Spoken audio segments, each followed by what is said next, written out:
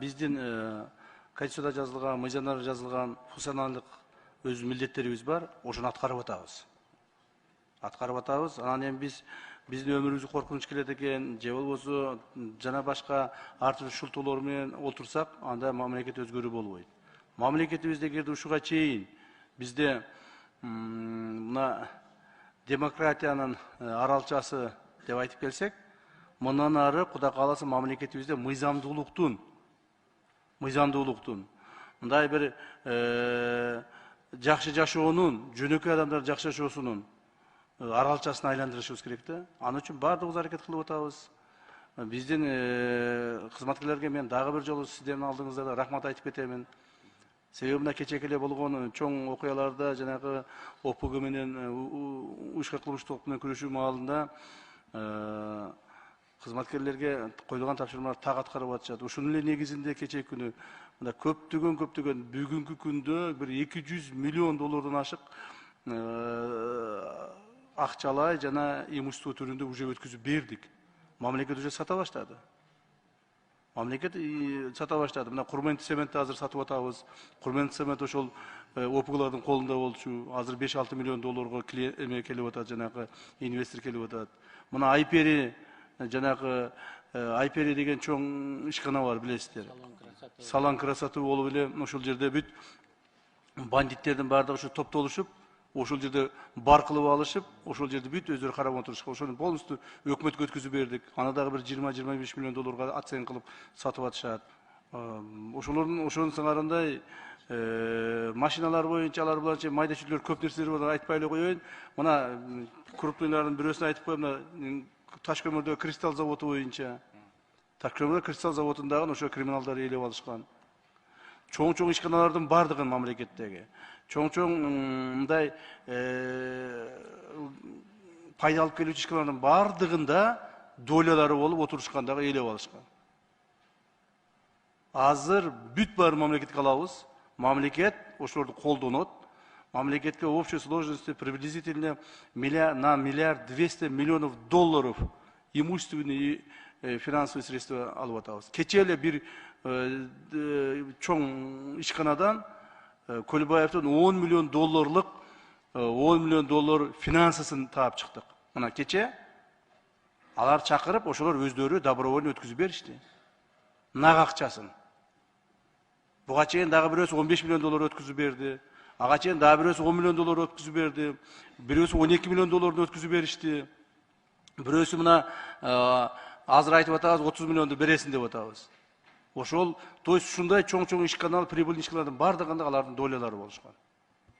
Ушунун бардыгын ушул суммаларды айтса, кээ ойлоп калышы мүмкүн, муну ГКМнын жана кызматкерлери алып атабы башка. Жок, мунун бардыгы 1 сомуна чейин.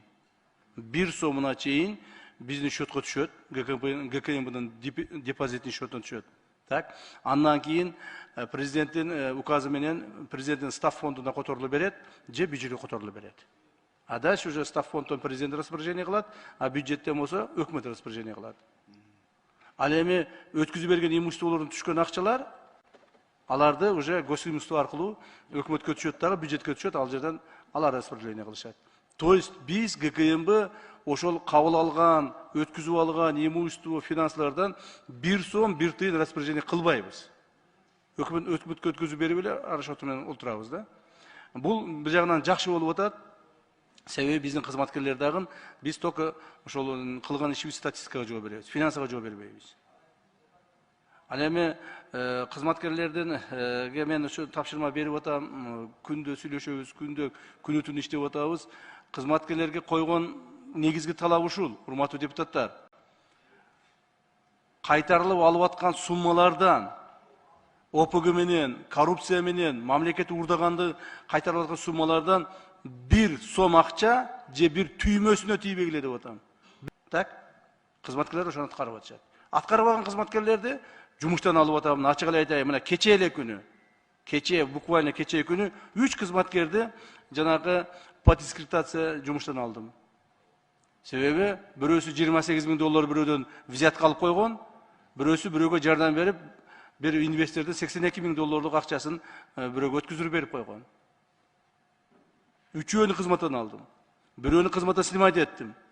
ошолорду башкарып турган менин бир замыма, начальник главного управления, начальник управления үчөөнө выговор бердим. Если в следующий раз еще кто-то будет этим заниматься, все будут снять с работы. Так? Очень строго отношусь к каждому человеку, к каждому сотруднику.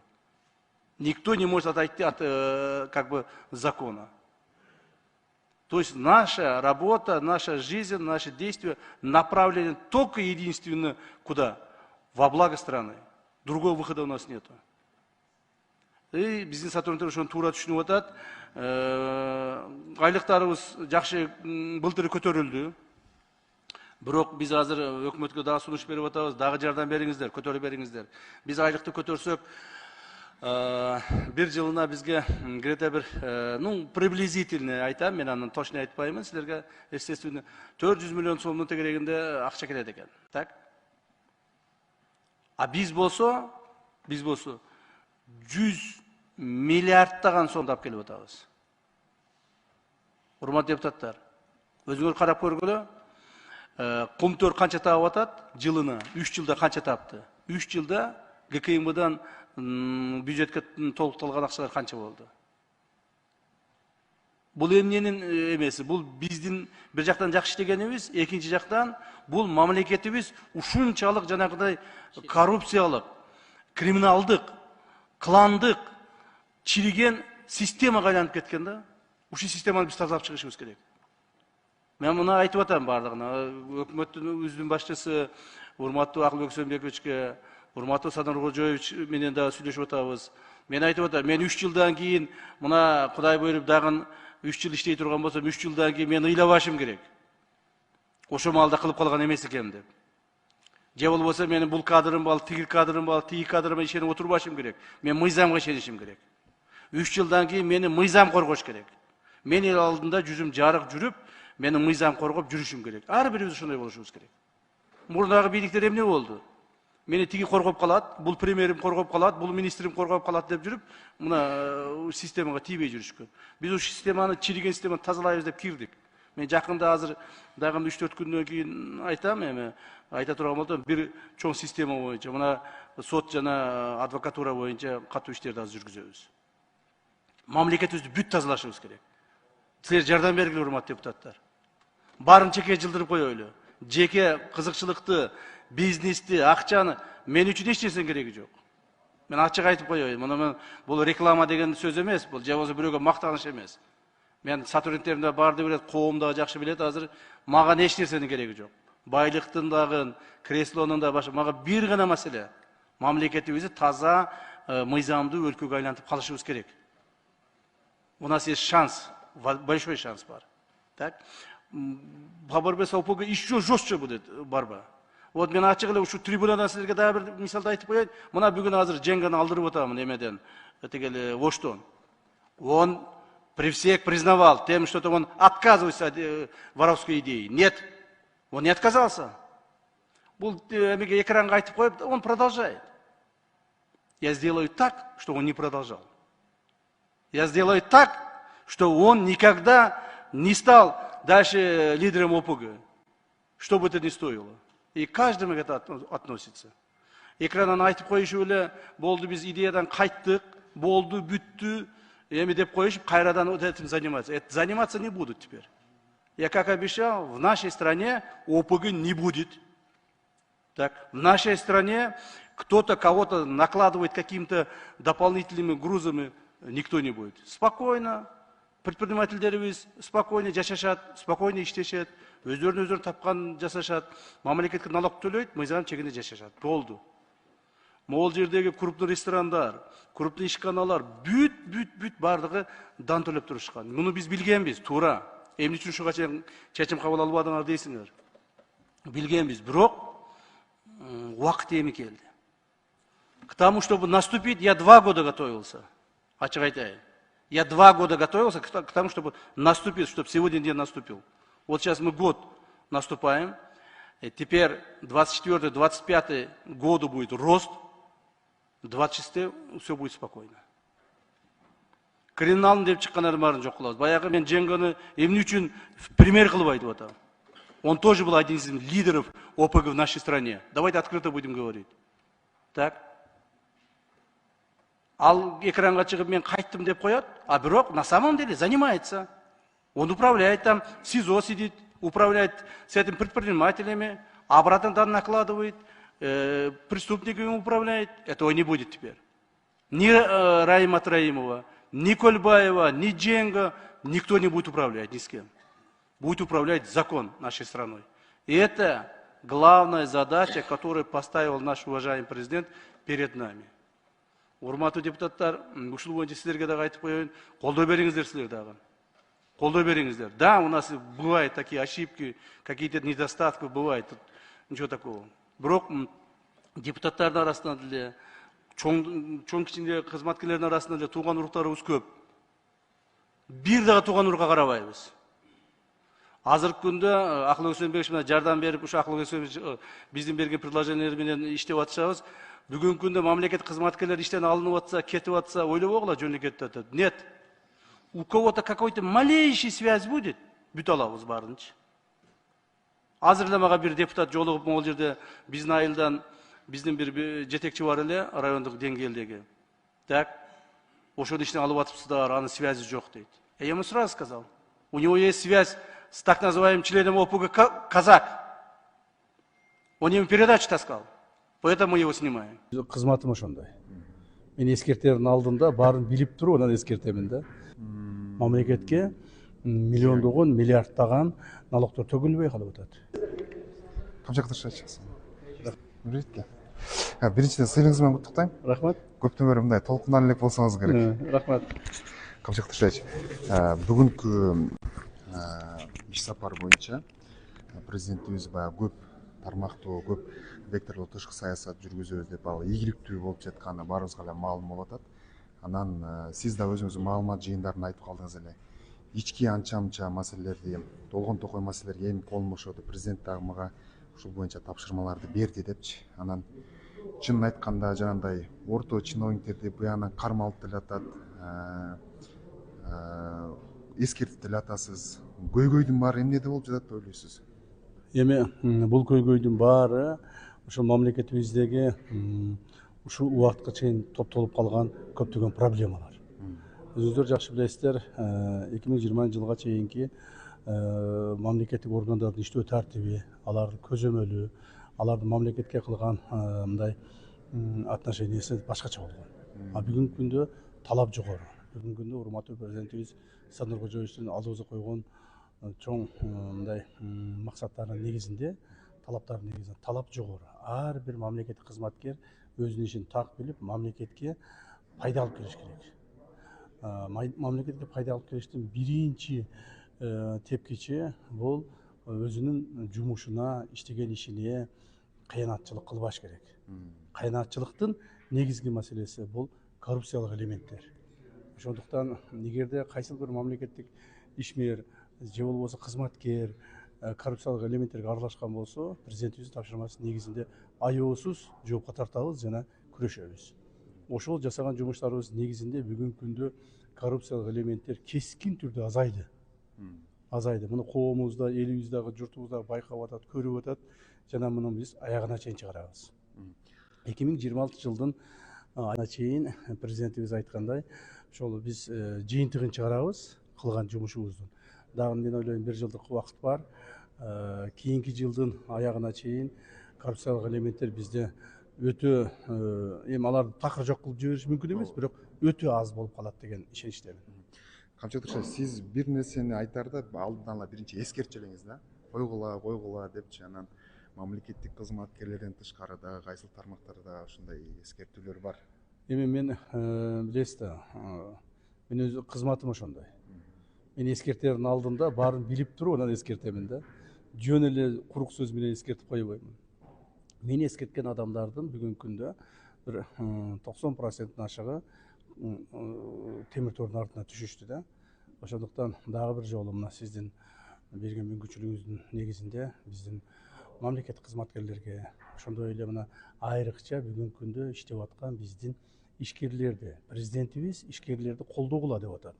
Баардык тарабынан ишкерлерди колдоп, ишкерлерге шарт түзүп бергиле, ишкерлерибиз жакшылап иштесин деп атат. Ошол эле мезгилде ошол ишкерлердин арасында мамлекетке кыянатчылык кылгандар дагы арбын экендигин айтып кетишибиз керек. Мына жакында эле мен бир эле мисал айтып кетейин. Мына жакында эле бир ишкерди боюнча эскертме берип айттым эле. Ал деген көптөгөн фирманы ачып туруп, ошого көптөгөн мындай обороттор жасайт дагы, кайра 3 күнөн кийин фирманы жаап коет. Мамлекетке миллиондогон, миллиардтаган налогдор төгүлбөй калып атат. Эгерде ушинтип мамлекетке кыянатчылык кылган ишкерлер болсо, биз аларга да чара көрөбүз. Ошол эле мезгилде ишкерлердин таза, жакшы иштешине толук шарттар түзүп беребиз. Демек мен бүгүн ошол мамлекетке кыянатчылык кылган ишкерлерге эскертүү берип атам. Оңолгула деп. Мыйзам жолуна түшкүлө койсо. Чоң рахмат. Рахмат. Өзүңүз үйүңүз болот, сиз ыйлабаңыз, баары жакшы болот, ыйлабаңыз, өзүңүз үйүңүз болот. Балдарыңыз менен жакшылап жашайсыз.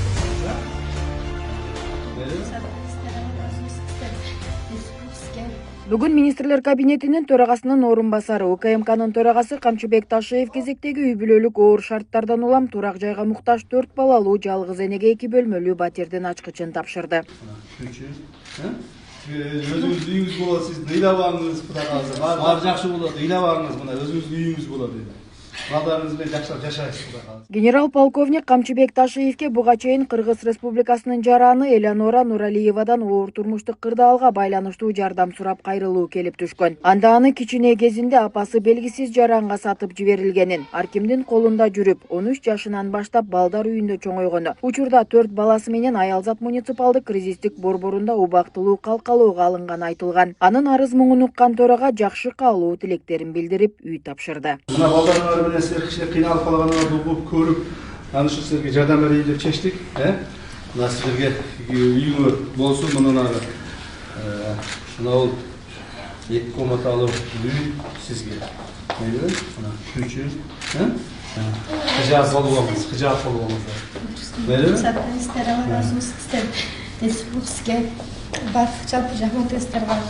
Мейли, кыжаат болуп алыңыз. Баары жакшы болот. Кудай кааласа, мына бизде мүмкүнчүлүк бар экен, жардам берип атабыз. Балдарыңыз жакшылап чоңойтуңуз, Мына кыздар, кичикелерге, мына кичикелерге. Макулбу? Мына. Макул, жакшы болуңуз, ден соолуктуу болуңуз, жакшы үйүңүз. Балдарыңыз жакшылап өссүн, Рахмат Рахмат, макул. Элеонора Нуралиева 1989 Өзбекстанда туулган. Кийин апасы Кыргызстанга көчүп келишип, 4 жашында аны белгисиз адамдарга 1500 сомго сатып жибергенин айтат. Ал 13 жашка чыкканга чейин ар кандай адамдардын колунда тарбияланган. Андан соң балдар үйүндө чоңоюп, эч кандай билим алган эмес. 19 жашында туң уулун төрөгөн. Учурда 3 уулду жалгыз тарбиялап келет. Кичүүсү 7 айлык ымыркай. Турмуштун ар кандай оор сыноосуна туруштук берип, ижаралап, барар жери жок көчөдө калган күндөрдү да баштан кечирген. Ар кандай тигүүчү цехте иштеп, жашап да келген. Бирок төлөмгө каражаттын жоктугунан улам турак жайсыз калып, 3 кичүү баласы менен учурда Бишкек шаардык мэриясынын Аялзат муниципалдык кризистик борборуна жайгаштырууга аргасыз болгон. Ал эле эмес жалгыз бой эненин 4 жаштагы уулу бронхиалдык оору, дерматит жана өнүгүүсүнүн кечеңдеши менен жабыркайт. Анын керектүү дары-дармектерин сатып алууга да чамасы жеткен эмес. Мына ушундай оор күндөрүн эске алып, ага жардам көрсөтүп, үйлүү кылган үчүн атайын кызматтын башчысына чексиз ыраазы. Кайрылган учурларым болгон, буга чейин башка президенттердин убагында хотя бы жер болсо кичине бир комната үй салып алсам деген ойдо, бирок буга чейин мындай неме болгон эмес. Биринчи жолу ушундай адамдар болуп атат, биздин бийлик биринчи жолу ушундай жардам берип, аялдарга